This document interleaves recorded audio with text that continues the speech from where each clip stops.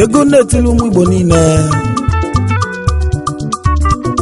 ndị jelu mba dị iche iche wee bụrụ ikenu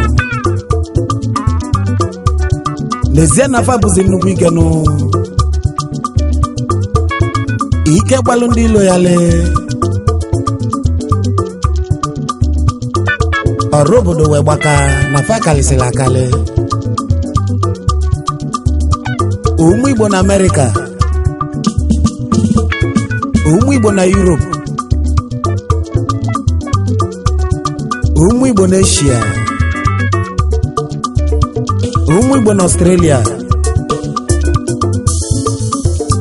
ụmụ Igbo na African countries dị iche iche nụ n'ezie na fa bụzi nnukwu ike yes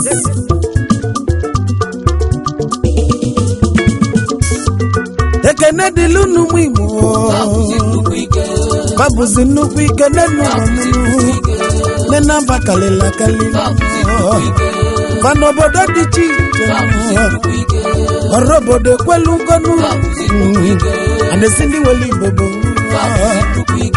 fa bụzi nnukwu ike nenu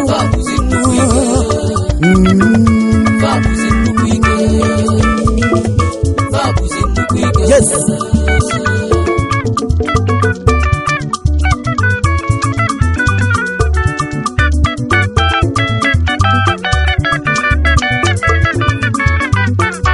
kanjeze mba niile nu kanjebeze n'Asia kanjebeze America nu kanjebeze Europe kambataze n'Africa nu weluwe wekudu ụmụ Igbo nu neze na bakalila kalinu babuzi nnukwu ike denu ike babuzi nenu wenu n'ọbụ Chukwu nyelu fanu anesi bobo ngonu anamaka ụmụ Igbo akaliga gunu neze na fana gbambo fana batakwa ego nu fana elisi ego maka na fa bụ nnukwu ike ọbịa na-ekwu nwere ife fa na-emenụ ijeze n'obodo dị iche iche nu ụmụ Igbo na faso filinu agụsa ma agụnyere ụmụ Igbo nu n'eze n'ọbụ ndị lokwu ya nu ụmụ Igbo na faso filinu ojo wetenu ojo wete nya kalisila kali nyaka mụ na yozinu n'isi ụmụ Igbo niile nu ojo wete ụmụ Igbo je ife faje obodo fabata n'ime obodo kafa weli ife wee nata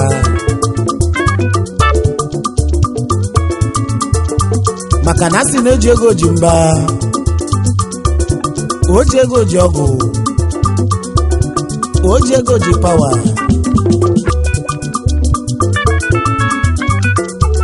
ụmụ Igbo jesi babulike wee nata nu fana edozizi obodo fana gbapụ mmiri nu fana edozi ụzọ fana etinye ọkụ nenu ụwa m n'ezie na fana eme ọgọ kafa ji kalịsa nu ụmụ Igbo na-elizi eli nu ụmụ Igbo na-elizi ike n'ezie na ụmụ Igbo fụrụ onwe fa n'anya fana enyela onwe fa aka nu na-eme ọgọ yes sir ekene dịlụ n'ụmụ Igbo babuzi nnukwu ike nu n'eze ndị Chukwu gọzila gọzi nu ndị ejejo ndị eze ụmụ anesi bobo ngonu ike kalele farunu Igbo bakalia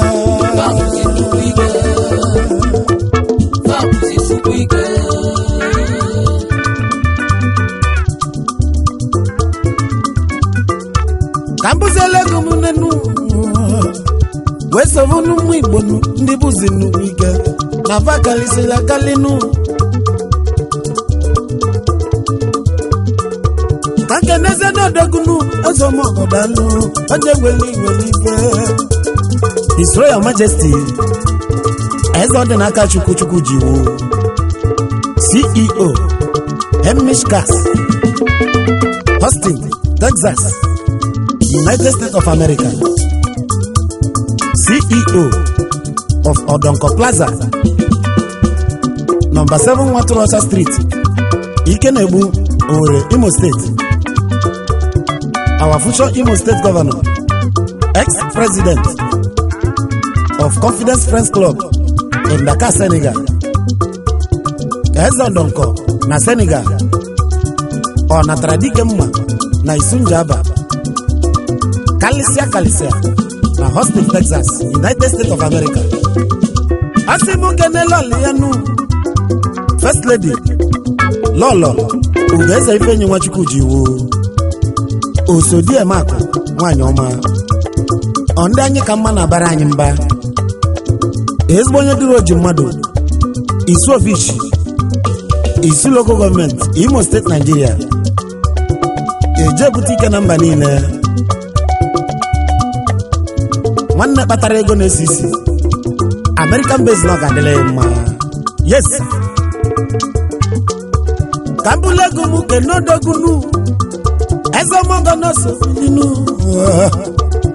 His Royal Majesty eze Dr. Carlo Tasie eze ndị Igbo gburugburu 1 of Guinea Republic, eze ndị Igbo Obiaku Palace, CEO Cottimus Group of Companies, dealers in textile and fabrics West Africa, the treasurer in Ashena of Abriba Kingdom in Niger State, a member of Aneze Council of Ndieze Nuzije, the first ever Igbo man that arrived and established a company in Guinea Republic. Ezomogonedo so Osimu kenelo lea Lola Mrs. Chinyerugo Carlo Tasie Agwanyi First Lady of Nigeria Igbo Community Women Wing, Guinea Republic.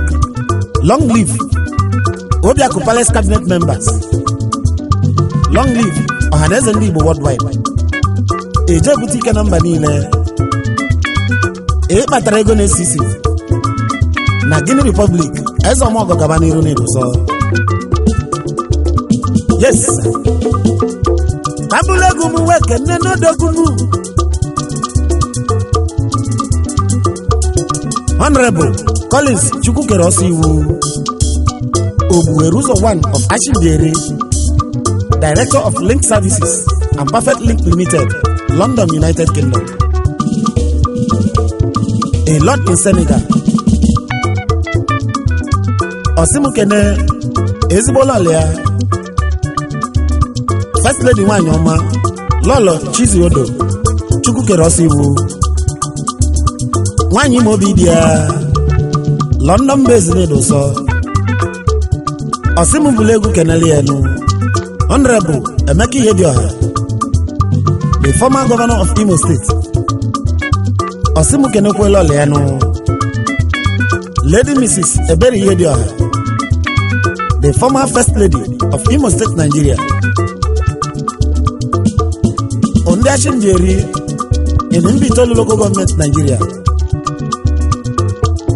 Eje butike na mba niile ndị kpara ego na-esisi dalụnụ n'ezie na odogunu Chief Kenneth I. Ude ike ọha ndị Igbo na Guinea Republic, CEO Enamies SA Global, Chairman Abia Improvement Union, Guinea Republic, the Financial Secretary of Obiaku Palace, Ohaneze ndị Igbo Guinea Republic Council, a patron of Nigeria Igbo Community in Guinea Republic, Business Connection Worldwide. Osimukenezeli Loleano, Lola Mrs. Maureen Ude, Wanyi Mobidia,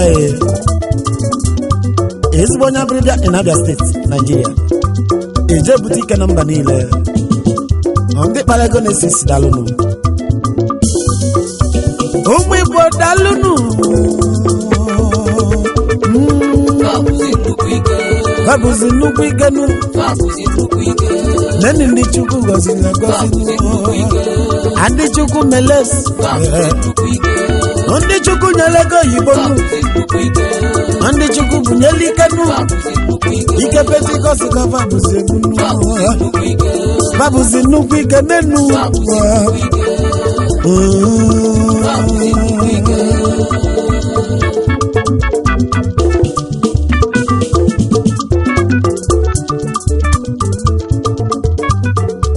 ka kene n'odogunu ezomo Nrebu George Goodluck Nwachukwu ji baron n'edoso o mepụrụ ụmụ ogbenye 1 n'ala Chimdieri aka nyere Chimdieri mmiri n'ọkụ 1 n'ala Chimdieri Ojula Emogo 1 na Chimdieri CEO Empire Long London United Kingdom ebe a na-eri ngwere ebe a na-arachasị aka ebe a na-esi nri dị iche iche CEO Speedlink Services Limited London United Kingdom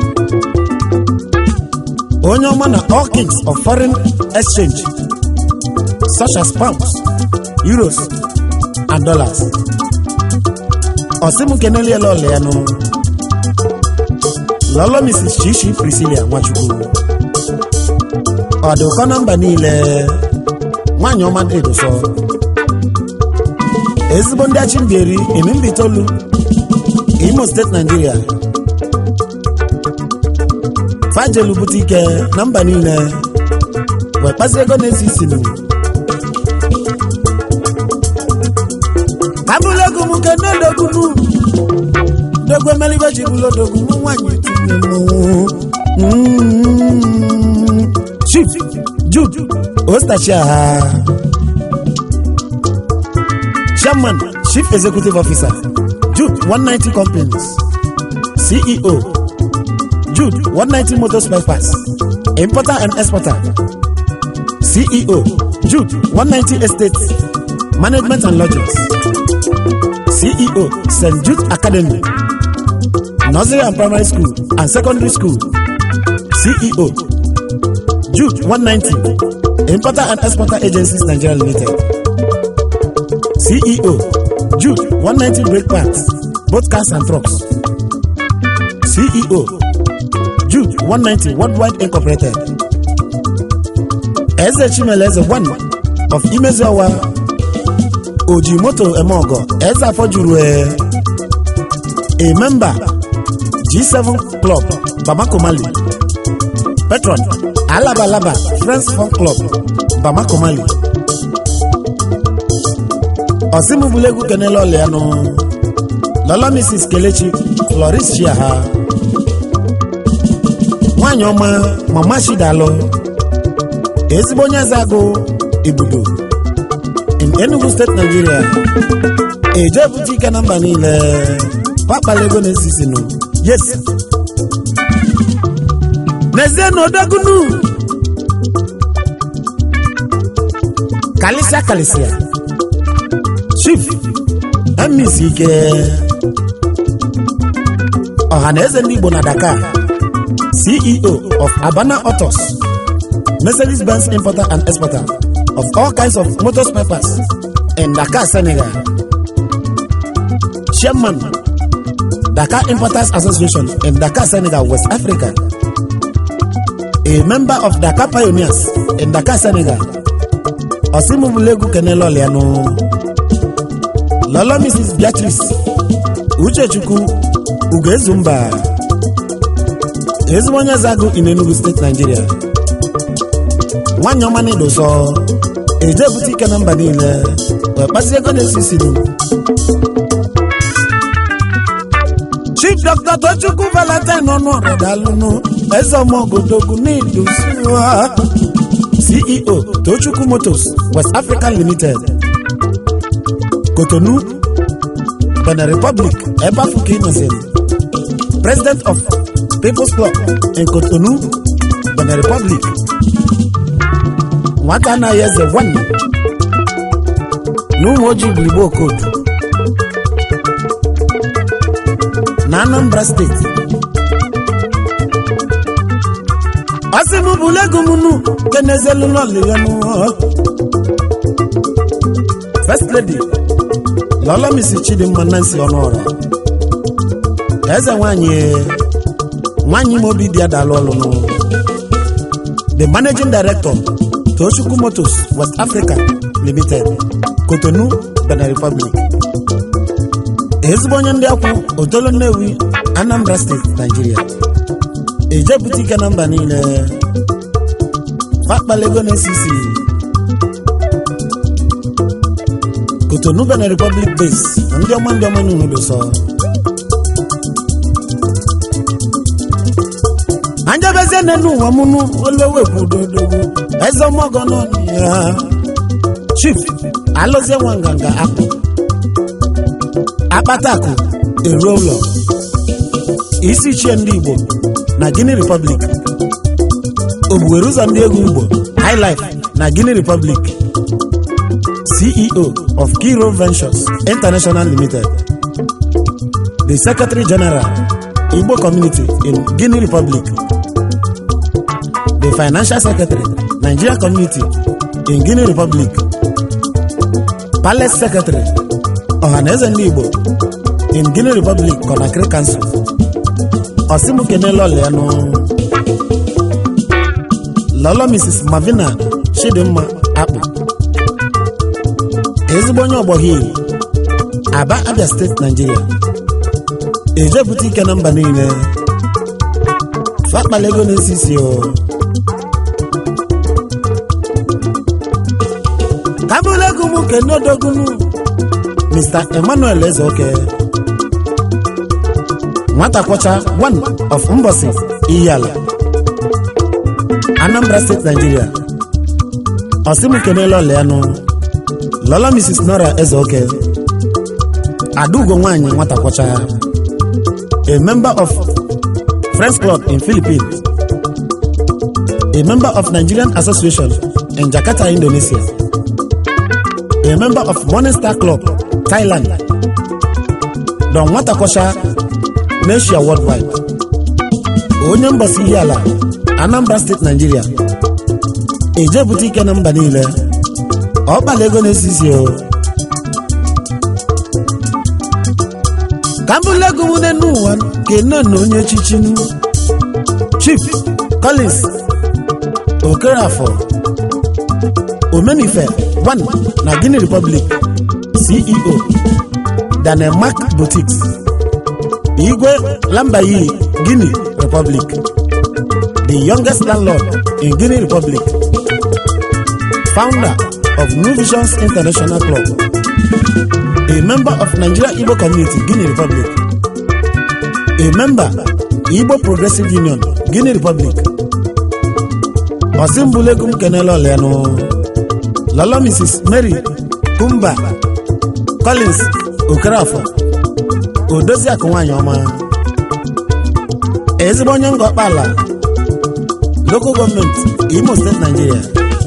Ejepụta ike na mba niile ọkpara ego na-esisi o.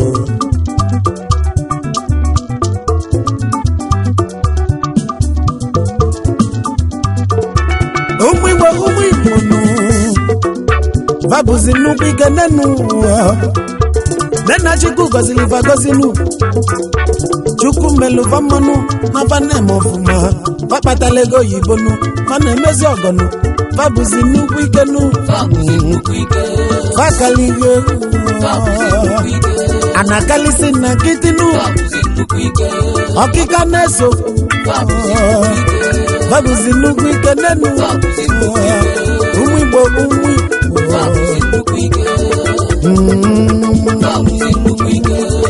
Amalabe yes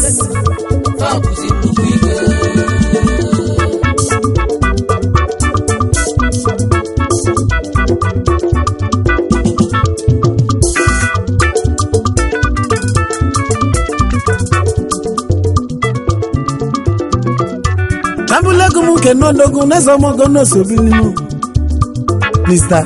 Iwunze Uche Nelson Uche Mbaye na Dakar Senegal Enyudo Kama na Dakar Senegal Madoha na Cyprus Uche Boas na Portugal Enyudo Kama Nigeria a founder of Dakar Pioneers in Dakar Senegal, a member of Links Friends Club Cyprus, a member of Obi-Wan Friends Club Algeria, a member of Alaba Friends Fun Club Bamako Mali, Obaka Rioji 1, Obueruzo Ndiegu Igbo Highlife, number Nile, an international music promoter worldwide. Osibule gumune nuwan mukene loli yanu. Lola Mrs. Iwunze Mary Blessing Okadimma Nwokoro Eze nwanye nyudo kama Ondashinjeri in Mbitolu, Imo State, Nigeria. Worldwide base na Fajel Boutique. Kambulegu Kenodogunu Chief Osi Canada Ogbuefi Nanyelugo Ana Egbu Achara Neto 1 na Guinea Republic. CEO Canada Fashion Guinea Republic. Cabinet member of Obiaku Palace Ohaneze Ndị Igbo Guinea Council. A member of Igbo Community Guinea Republic. A member of Imo Progressive Union Guinea Republic. The former treasurer Faithful Brothers Association Guinea Republic. Chairman of Ijele Social Club. The former treasurer Faithful Group of Companies Toronto, Canada. Osimbulegu Kenelo Leano Lola Mrs. Shimamanda Nkiruko Sinachi, the manager of NK Canada Fashion Trade Fair Lagos. Ezigbo Imo State, Nigeria. Eje boutique number niile we kpazi ego na ezisi.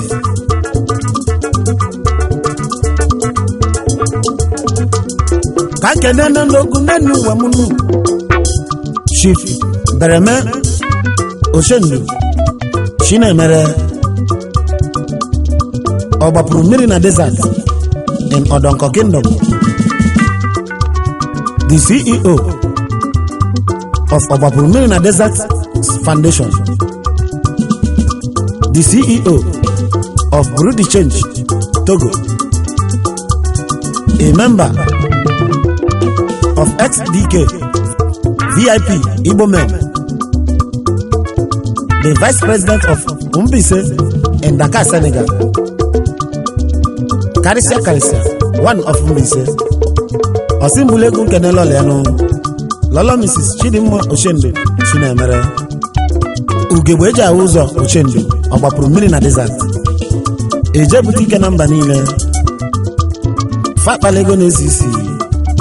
Long live Chief Bereme Chinemere Oshende. Long live Ogbapuru mmiri na desert. Dakar, Senegal base. Kambulegu muweke nenu onye ga dili mma omogo Honorable Anayo Nzegwu yo as omogo ni do so the chairman of New York in Guinea Republic, General Youth Patron in Guinea Republic, a member of Italian Social Club, Guinea Republic, the chairman and the CEO of Solid Electronics, importer and exporter.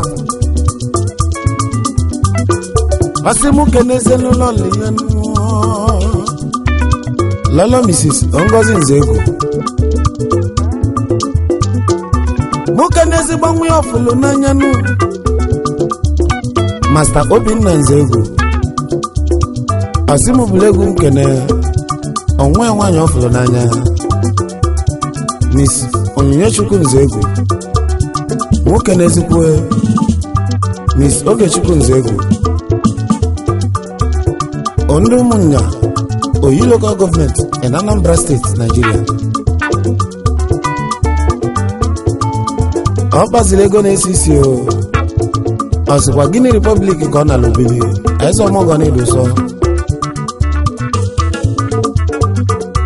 Kambulegu Mwesobenu Mr. James Ikechukwu Edoziem CEO Bakason Holdings Nigeria Limited, a member of Diamond 86 Club International Nigeria,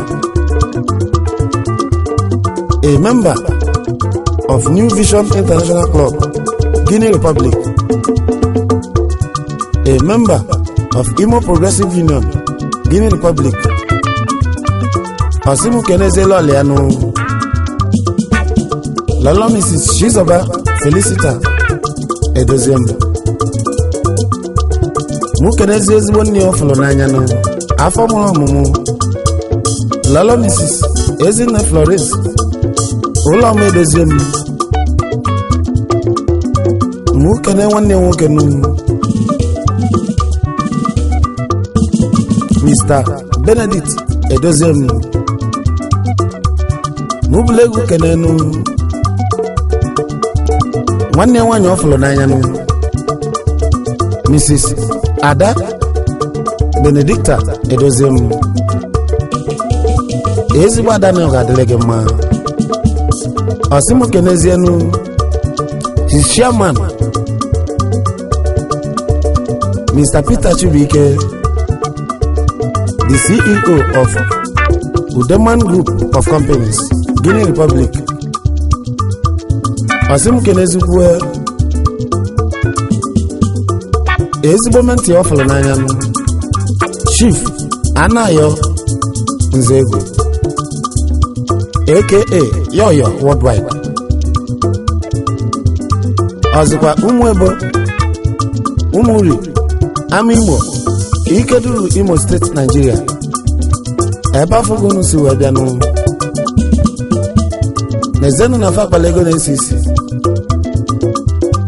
ọzịkwa gịnị ka fanal ubili o na ndị eze ọmọgọdalụnụ esa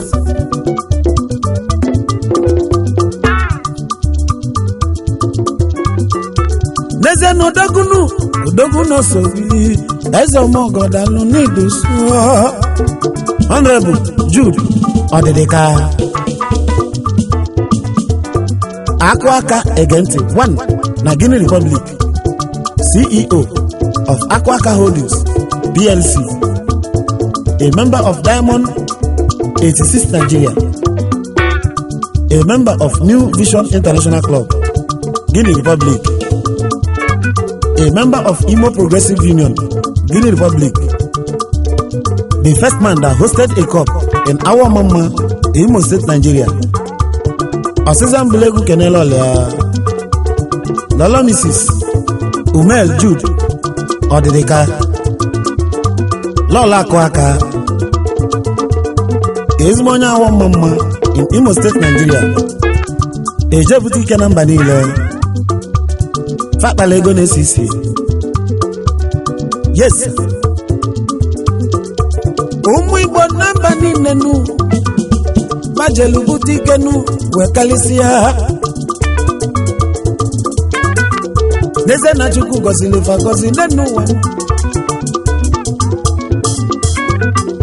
Nena vakalige gunu Adekusi na kitinu Ojego nyaji okunu Ojego nyaji mbanenu Majelu butike nu Kabuzi nukwike Ike no kalele falono Agamekuze ne halonenu Kanemo Kabuzi nukwike nu Ibo bakalia